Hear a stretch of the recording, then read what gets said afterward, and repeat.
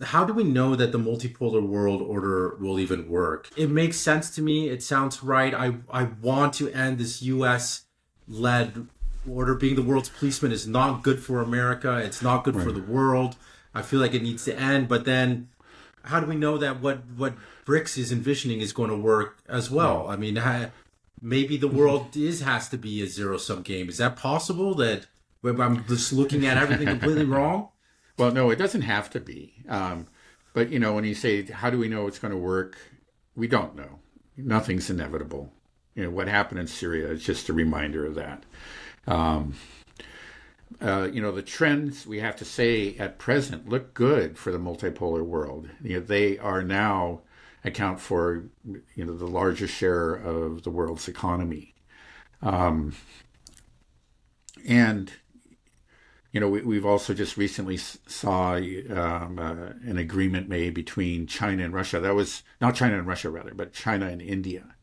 That was potentially, kind of the Achilles heel to BRICS, because here are the two of the largest countries in BRICS. The very largest in terms of population, and they were in a kind of a standoff. Right, they had actually skirmishes, border skirmishes up in the Himalayas, and it hasn't been. The problem has not been resolved, but the tensions have been reduced. They took a step in the right direction.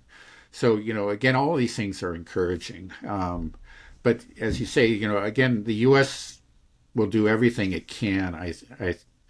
I think, especially as BRICS grows more powerful and increasingly becomes an obvious alternative to G7, they'll do everything they can to subvert it. They'll try to sow divisions, and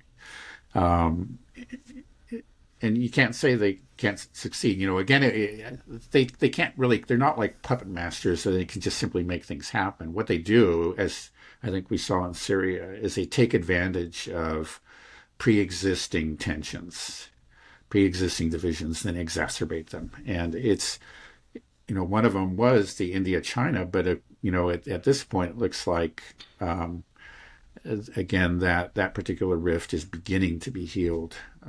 But we'll see. They won't give up. They'll look wherever they can find them, and then wherever they can find some sort of potential for conflict within BRICS, they'll do their best to fuel that conflict. Well, that's not good. Yeah, I think there's still reason to be optimistic. Because